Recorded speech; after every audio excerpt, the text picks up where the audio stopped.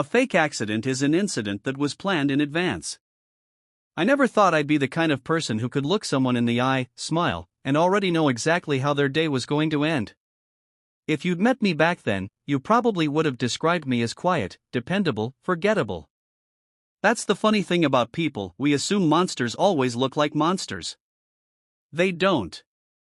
I've carried this story around for years because it's the one that changed everything.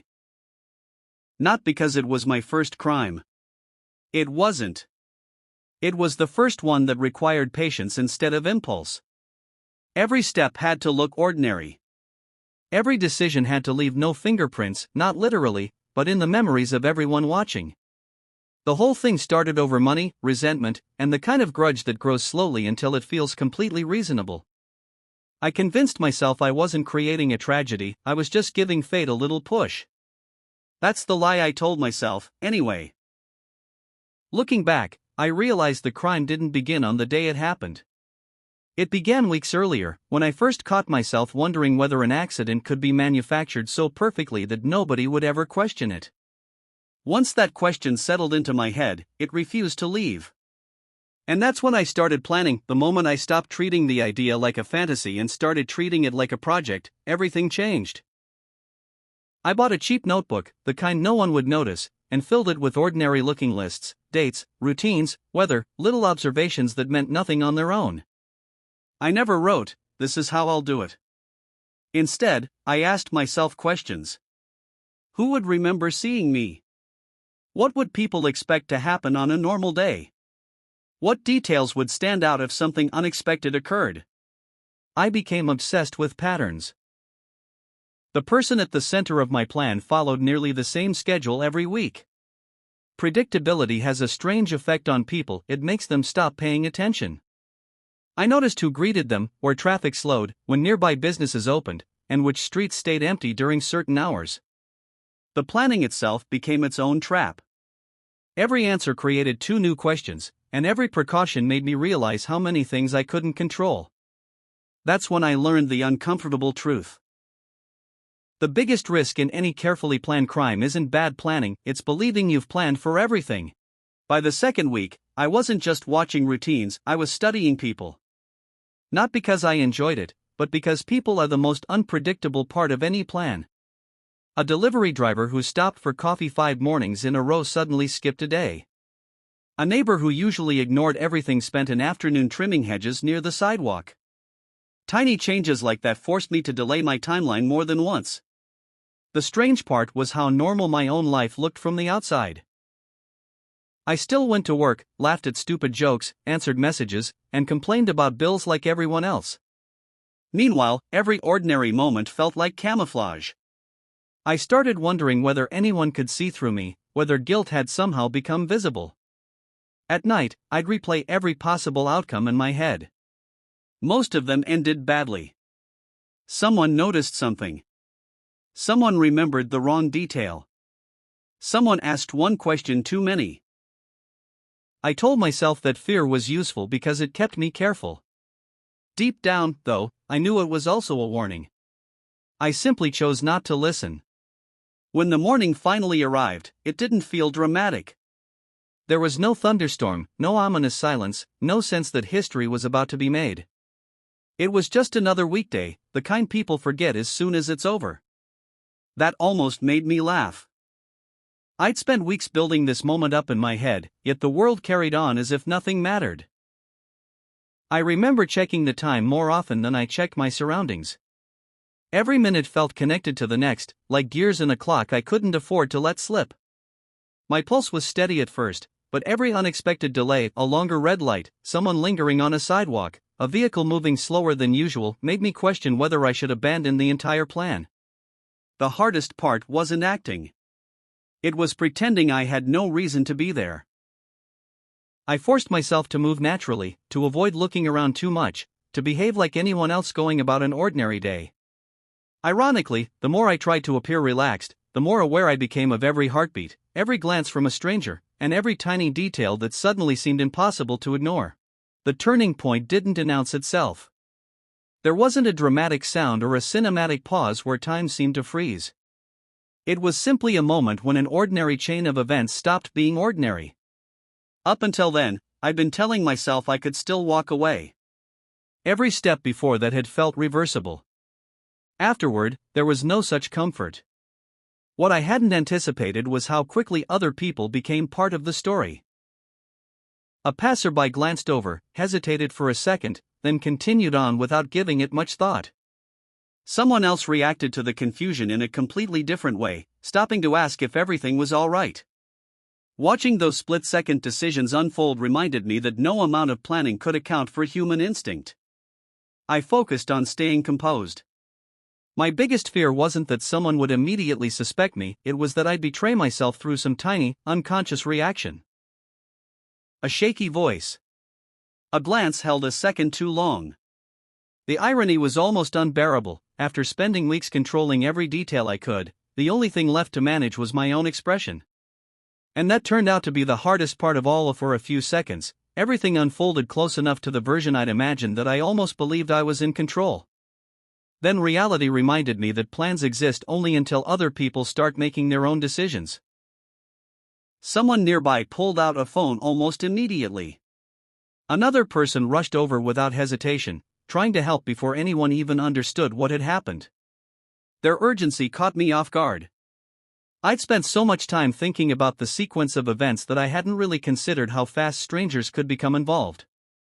I had rehearsed how I would behave afterward: stay calm, don't disappear too quickly, don't linger too long, answer simple questions if anyone asked. But rehearsing something in your head is nothing like standing in the middle of genuine confusion. Every shout, every hurried footstep, every distant siren seemed louder than it should have been. The strangest feeling wasn't panic, it was detachment. My mind kept switching between two versions of reality. One saw frightened people responding to what they believed was an accident. The other saw only the invisible choices I'd made weeks earlier that had quietly led everyone to this exact moment. Neither version felt completely real anymore. The first questions came sooner than I expected, and none of them sounded like accusations. They were ordinary, almost comforting. Did you see what happened? Were you nearby? Can you tell us anything? Their calmness was far more unsettling than if someone had pointed a finger at me. I answered carefully, sticking to simple observations that anyone standing there might have noticed. I had learned long before that the easiest lie to maintain is one built around mostly true details. The less I volunteered, the less there was to contradict later. Still, every conversation felt like walking across thin ice. One person remembered the timing differently than I did. Another insisted they had seen someone else moments before everything unfolded. None of it directly involved me, but hearing conflicting memories made me realize how unreliable eyewitnesses could be and how dangerous that unpredictability was. As the crowd grew, I became just another face among many. That should have reassured me. Instead, I felt strangely exposed, as though someone would eventually connect a dozen insignificant moments and see the picture I'd been trying so hard to keep invisible. Every passing minute stretched longer than the last. Leaving the scene should have felt like relief, but it didn't. It felt like stepping out of one performance and into another. From that moment on, every conversation became part of the role I had created for myself. Friends asked where I'd been that morning. Co-workers complained about traffic and mentioned hearing that there had been an accident nearby. I nodded at the right moments, said as little as possible, and tried to sound as surprised as everyone else. The hardest part was discovering how easily everyday life resumed around me.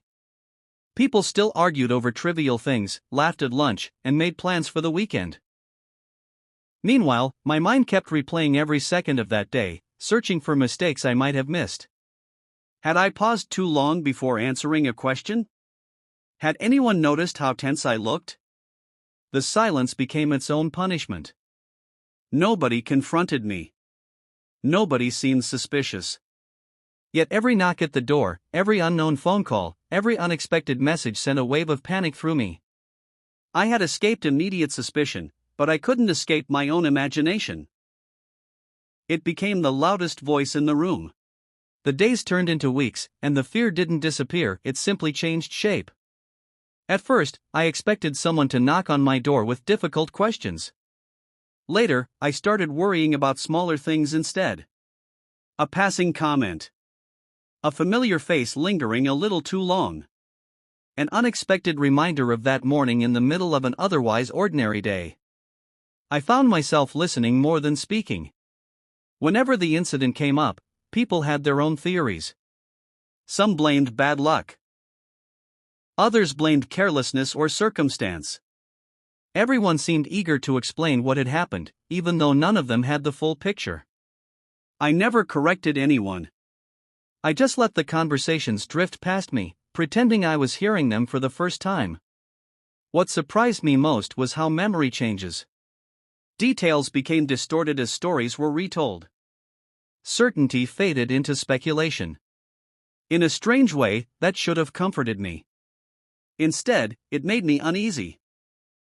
If people could reshape the truth so easily, then perhaps they could also stumble onto it by accident. From then on, I stopped fearing evidence as much as coincidence. Months passed, and on the surface, my life looked almost unchanged. I kept the same job, paid the same bills, exchanged the same polite conversations with neighbors. If anyone had looked at me from the outside, they would have seen an ordinary man moving through an ordinary routine. What they couldn't see was how much energy it took to maintain that illusion. The secret followed me everywhere. Certain sounds, a distant siren, the screech of tires, even a casual mention of accidents on the evening news, could pull me back into that day in an instant. I never reacted outwardly, but inside, my thoughts raced through the same familiar questions. Had I overlooked something? Was there a witness who simply hadn't spoken yet? Would some forgotten detail suddenly become important years later? The irony was impossible to ignore. I convinced myself that careful planning would buy me peace of mind. Instead, it had done the opposite. The more successful the deception appeared to be, the more isolated I became.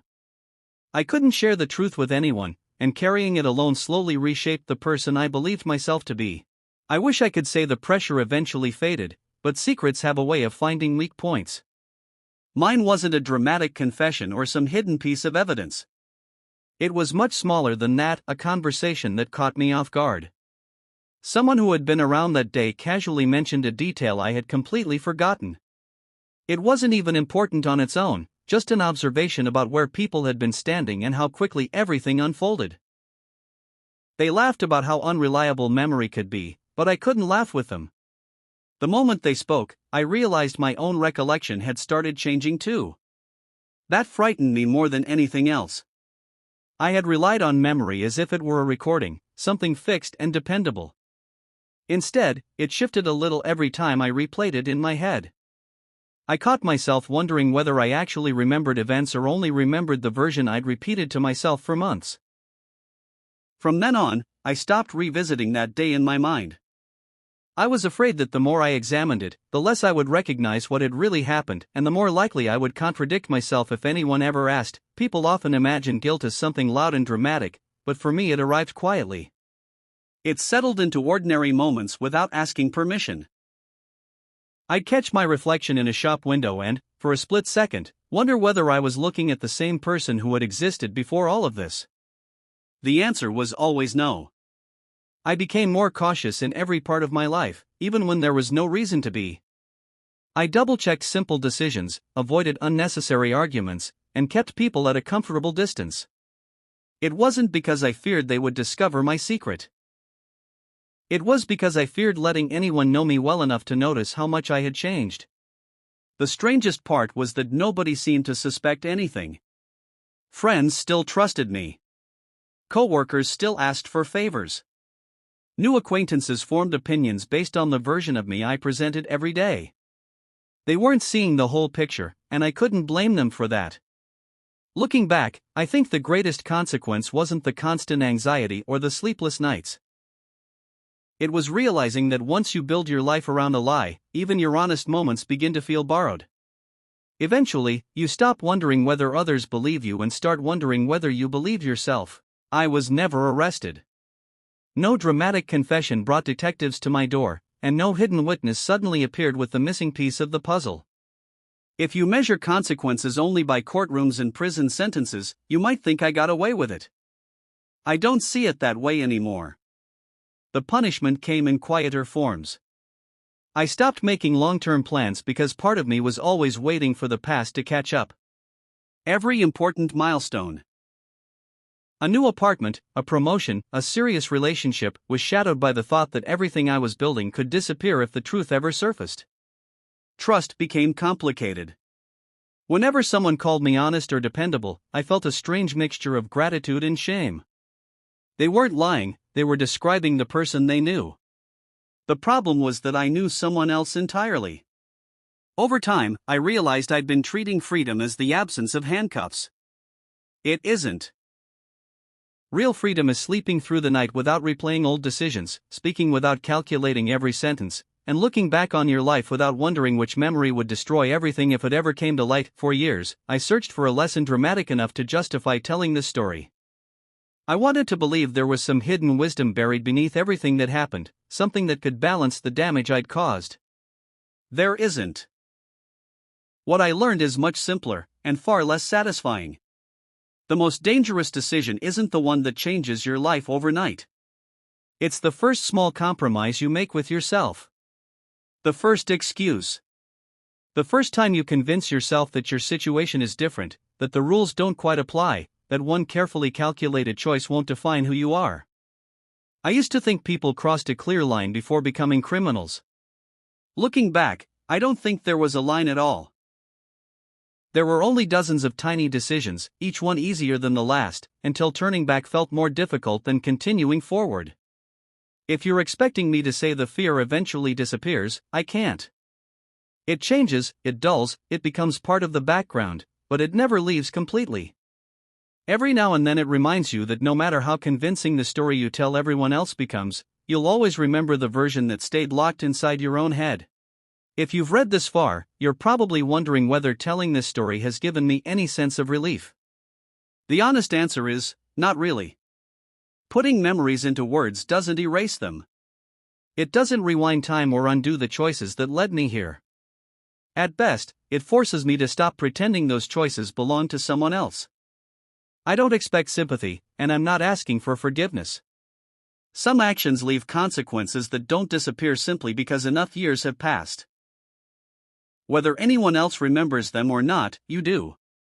If there's one thing I tell anyone standing at the edge of a terrible decision, it's this: don't trust the version of yourself that insists you can control every outcome. You can't. Even if you avoid immediate consequences, you don't escape the person you'll become afterward. That's the part nobody thinks about until it's too late. People always ask how a crime changes your life. They imagine police investigations, courtroom drama, or prison walls. Those things matter, of course. But the longest sentence can also be the one you carry inside your own mind, where there's no appeal, no early release, and no way to convince yourself that it was only an accident.